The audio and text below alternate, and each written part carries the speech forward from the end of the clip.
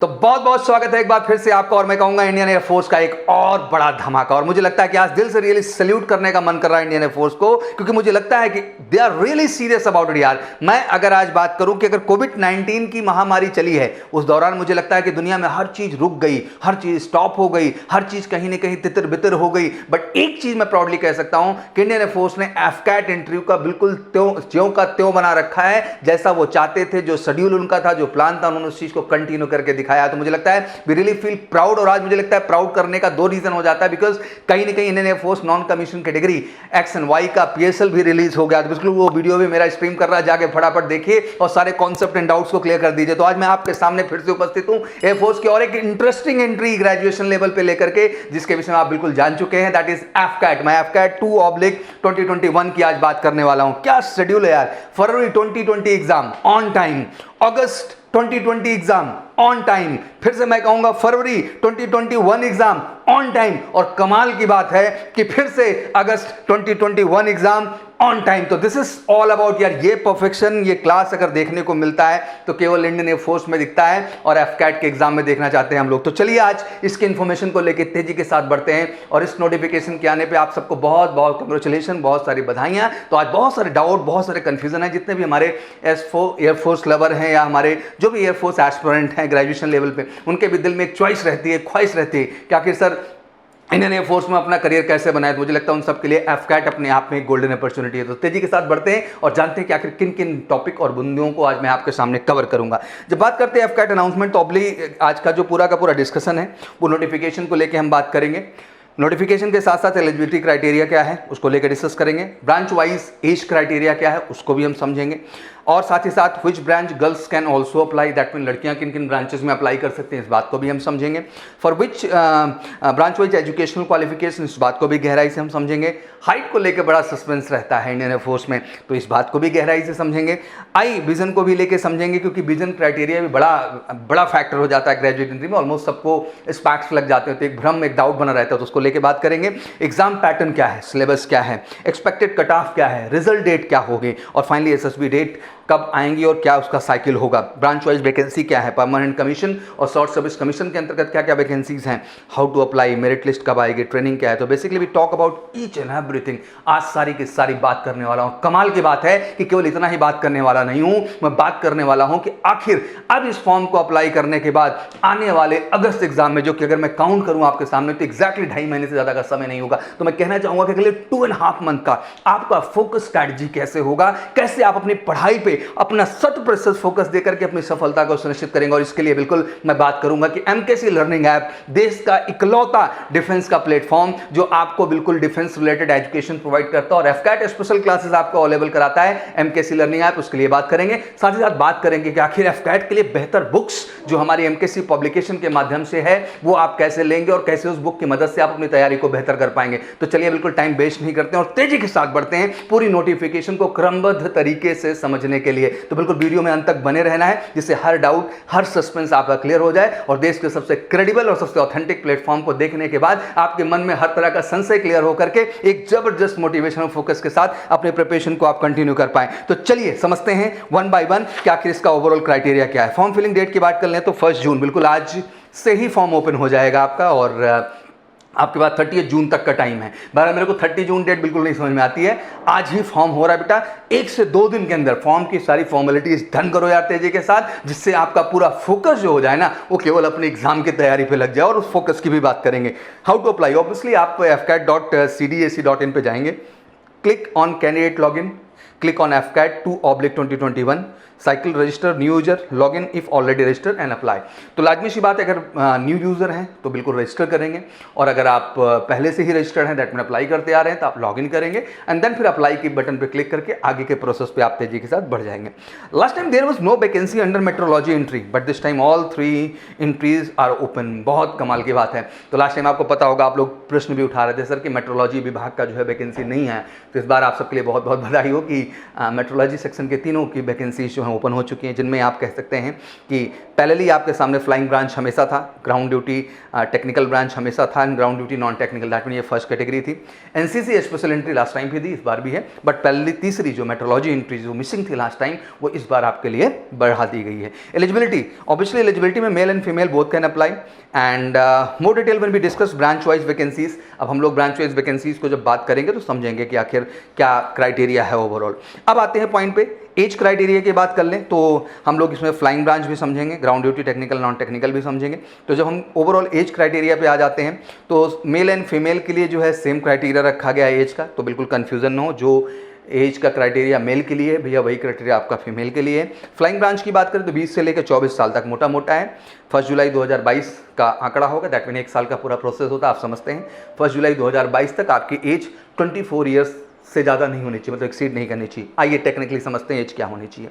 2 जुलाई 1998 से 1 जुलाई 2002, that mean आपका 2 जुलाई 1998 या 2 जुलाई जो है 1 जुलाई 2002, इन पर्टिकुलर डेट पे आपका जन्म हुआ है या भैया इनके इन बिटवीन आपका जन्म हुआ है, आप इस फॉर्म को अप्लाई करने के लिए एलिजिबल हो जाते हैं। ये रहा फ्लाइंग ब्रांच के लिए। आगे बढ़ते हैं, ground duty technical and non technical की बात कर लें तो 20 से लेकर 26 साल तक है, और ऑब्वियसली ये भी 1 जुलाई 2022 तक में आपका 26 के ऊपर एज एक्सीड नहीं करनी चाहिए। जिनमें अगर हम बॉर्न बात कर लें तो 2 जुलाई 1996 से 1 जुलाई 2002, दैट मीन आपका 2 जुलाई 1996 या 1 जुलाई 2002 को जन्म हुआ है या पर्टिकुलर इनके बिटवीन आपका जन्म हुआ है, तो आप इस फॉर्म को भरने के लिए एलिजिबल हैं। मुझे लगता है कि अगर एज के भी दृष्टिकोण से देखूं तो ज़बरदस्त आपके लिए मौका मिल रहा है और बढ़िया एज का क्राइटेरिया है, और आप सब आशा करता हूँ एलिजिबल होंगे और इस फॉर्म को जम के आप अप्लाई करेंगे। एजुकेशनल क्वालिफिकेशन की भी थोड़ा डिटेल बात कर लेते हैं, जिसमें फ्लाइंग ब्रांच की हम लोग बात करेंगे, ground duty technical and ground duty non technical की भी बात करेंगे।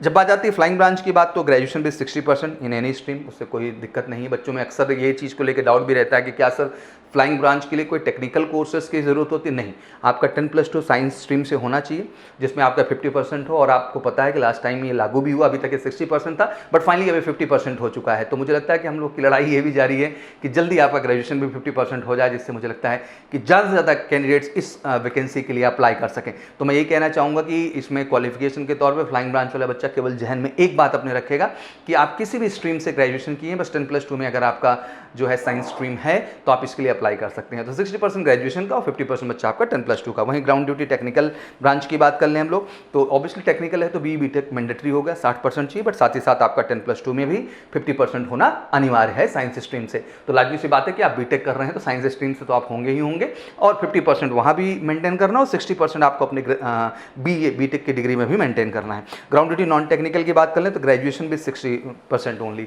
इसमें किसी भी 10+2 की जो है साइंस बैकग्राउंड या आर्ट बैकग्राउंड का मैटर नहीं करता है। फिर से ध्यान समझ लीजिए, ग्राउंड ड्यूटी नॉन टेक्निकल की जब बात करते हैं तो ग्रेजुएशन केवल 60%, और being a major Kalsi classes जो हमारा प्रयास लड़ाई लगातार जारी है वो इसी बात को लेके है कि 60% की बाउंड्री भी हटाई जाए, जिससे देश के ज़्यादा से ज़्यादा जो हमारे एयरफोर्स लवर एस्पिरेंट्स हैं वो सब अप्लाई कर सकें और अपना भविष्य इंडियन एयरफोर्स में कहीं ना कहीं सेटल डाउन कर सकें। आइए थोड़ा वैकेंसी को भी डिटेल लेके बात करते हैं, क्योंकि ये समझना आपके लिए जरूरी है। एफकाइट एंट्री में जब हम फ्लाइंग ब्रांच की बात करते हैं, short service commission for both male and female, ये शॉर्ट सर्विस कमीशन एंट्री है। 96 वैकेंसी, मुझे लगता है कि one of the greatest opportunity you have through the Indian air force AFCAT entry flying branch के लिए, जो कि 96 की वैकेंसी आपको देता है, काफ़ी मात्रा में है।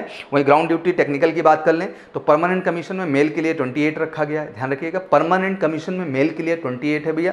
वहीं शॉर्ट सर्विस कमीशन में मेल एंड फीमेल दोनों के लिए 110 है। फिर से एक बार जबरदस्त वैकेंसी आपके सामने टेक्निकल डिपार्टमेंट में भी है। वहीं पहले ग्राउंड ड्यूटी नॉन टेक्निकल की बात कर लें तो परमानेंट कमीशन अगेन मेल के लिए 14 वैकेंसी है, बट शॉर्ट सर्विस कमीशन में मतलब उसी एंट्री के लिए परमानेंट कमीशन में मेल के लिए 14 है, और उसी एंट्री में शॉर्ट सर्विस कमीशन के लिए जो है मेल फीमेल मिला के 59 वैकेंसीज है। एनसीसी स्पेशल एंट्री की भी बात कर लेते हैं। Obviously no return direct SSB हो जाता है जितने भी हमारे NCC special entry, that mean जो भी एयरफोर्स विंग से हमारे बच्चे सी सर्टिफिकेट होल्डर हैं और उन्होंने जो है ए ग्रेड या बी ग्रेड अर्न कर रखा है, they are directly eligible for the SSB, वो डायरेक्ट एलिजिबल होते हैं एसएसबी के लिए, जिनमें परमानेंट कमीशन में मेल के लिए 3 वैकेंसी बनाई गई है और short service commission both male and female के लिए जो है 21 वैकेंसी बनाई गई है। मुझे लगता है कि ये एक गोल्डन अपॉर्चुनिटी है मेरे सारे एनसीसी एस्पिरेंट जो कि ऑब्वियसली सी सर्टिफिकेट होल्डर हैं ए और बी ग्रेड के साथ, तो ये गोल्डन अपॉर्चुनिटी है। एनसीसी वाले स्पेशली इस बात का ख्याल रखेंगे। मेट्रोलॉजी एंट्री की बात कर लें तो direct entry, no return, direct जो है एफएसबी में जाने का मौका मिलेगा। परमानेंट कमीशन मेल 6 एंट्री हैं और short service commission both male and female आपके 22 एंट्रीज हैं। तो मुझे लगता है अगर वैकेंसीज को भी ध्यान से उठा के देखने की मैं कोशिश करूं तो ऑलमोस्ट हम लोग कंसीडर कर सकते हैं कि 300-400 के आसपास वैकेंसी हैं। तो मुझे लगता है कि one good amount of vacancy through the Indian air force. तो ऑब्वियसली आप जिस भी कैटेगरी में आते हैं और आप में एलिजिबिलिटी है तो प्लीज़ इसको अप्लाई करिए और फटाफट अपना भविष्य जो है सेटल डाउन करिए। हाइट की बात कर लें तो 162.5 for both male and female for flying branch. Ground duty के लिए 157.5 मेल के लिए है, 152 फीमेल के लिए है। तो मुझे लगता है हाइट को लेकर सारा संशय खत्म हो गया होगा। आई विजन की बात कर लेते हैं। फ्लाइंग ब्रांच पायलट के लिए पावर -0.5 +2, जिसमें कहा गया है spherical and +0.75 cylindrical. That mean vision आपका 6/6 होना चाहिए in one I and 6/9 in other. तो ध्यान रखना है कि वेयरिंग स्पेक्टिकल्स नॉट अलाउड, मतलब आपका स्पेक्टिकल्स बिल्कुल अलाउड नहीं है जब स्पेशली आप फ्लाइंग ब्रांच के लिए जा रहे हैं, जिसमें विजन की बात की गई है कि 6/6 in one I and 6/9 in other. अगर ऐसा सिचुएशन है तब भी आप एलिजिबिलिटी की क्राइटेरिया में आ जाते हैं। फ्लाइंग ब्रांच जो है क्रू की बात कर लें तो पावर -2.0 से +3 पॉइंट है, जिसमें विजन विदाउट ग्लासेस 6/24 एंड 6/36 है। विद ग्लासेस तो लाजमी सी बात है कि 6/6 तो होना ही चाहिए वन का, और अनदर का 6/9 भी चल सकता है। ग्राउंड ड्यूटी की बात कर लें तो पावर -3.5 टू +3.5 है vision with glasses 6/9 and some trades other 6/18 in some cases. आपका विजन जो है ग्राउंड ड्यूटी के लिए अलग अलग क्राइटेरिया में चला जाता है। तो ये आपका विजन है। तो विजन को लेकर बहुत सस्पेंस में ना आए आप। फ्लाइंग ब्रांच के लिए लाजमी सी बात है स्ट्रिक्टनेस है, बट रेस्ट हम चाहे ग्राउंड ड्यूटी टेक्निकल की ब्रांच की बात कर लें या फिर नॉन टेक्निकल की हम बात कर लें, उस केस में ये चीज़ें आपके लिए एप्लीकेबल नहीं होती हैं। एग्जाम पैटर्न की बात कर लें तो ऑनलाइन है, ऑब्जेक्टिव टाइप क्वेश्चन है, पेपर केवल अंग्रेजी भाषा में आएगा, 1/3 का नेगेटिव मार्किंग है। लाजमी सी बात है आपके 2 घंटे का समय होगा, 100 क्वेश्चन आपके सामने है, 3 नंबर का एक क्वेश्चन है, टोटल आपका 300 मार्क्स है, जिसमें सिलेबस के तौर पे general awareness, verbal ability in English, numerical ability, reasoning and military aptitude test. तो मैं टेक्निकली एक बात और ऐड कर देना चाहता हूँ, साथ ही केटी का भी आप लोग समझ लें। जितने भी टेक्निकल ब्रांच के लिए बच्चे जा रहे हैं इंजीनियरिंग नॉलेज टेस्ट के अंतर्गत, उनके सामने 50 क्वेश्चन होंगे, 45 मिनट का समय होगा, 150 नंबर, दैट मीन 3 नंबर का यहाँ भी एक है। तो मैं ये समझाना चाहता हूँ technically it's a great opportunity for the technical and non technical दोनों कैटेगरी के लिए। मैं इसके सिलेबस को लेकर के एक डिटेल्ड वीडियो आपके सामने लाऊंगा कि आखिर कैसे 300 में आप 200 के आसपास, 250 के आसपास स्कोर को लेके जाएं, कट ऑफ को भी लेके बात करेंगे, और साथ ही साथ ईकेटी में भी कैसे अपने स्कोर को आप बेहतर बना के फाइनली इंडियन एयरफोर्स में as a engineer, as a flying officer और obviously as a ground duty staff आपको कैसे इंडियन एयरफोर्स के अंदर अपने करियर को सेटल डाउन करना है, इसके लिए एक डिटेल वीडियो मैं आपके लिए लेके आऊँगा। और बीइंग अ मेजर कल से क्लास ये भी मैं ऐड कर देना चाहता हूँ कि we have a specific plan for you. अगले जो 2-2.5 महीने का समय है, बिल्कुल एमकेसी लर्निंग ऐप से बेटा एसोसिएट होइए, घर बैठे बिल्कुल घर वाली तैयारी है, डेली लाइव क्लासेस हैं आपकी हर सब्जेक्ट का, आपको डेली डाउट काउंटर फैसिलिटी है, होमवर्क्स मिलेंगे, असाइनमेंट्स मिलेंगे, प्रोजेक्ट्स मिलेंगे। तो बिल्कुल लगो इस प्लेटफॉर्म से और अपनी तैयारी को अप टू द मार्क बनाओ। और ये नहीं लगता तो कम से कम एमकेसी पब्लिकेशन पे जाके AFCAT oriented up to the mark book purchase करके एकदम up to the mark question की प्रैक्टिस करिए, जो आपके एग्जाम के लिए फायदेमंद है, वो आपको कहीं ना कहीं सपोर्ट बेहतर ढंग से करेगा।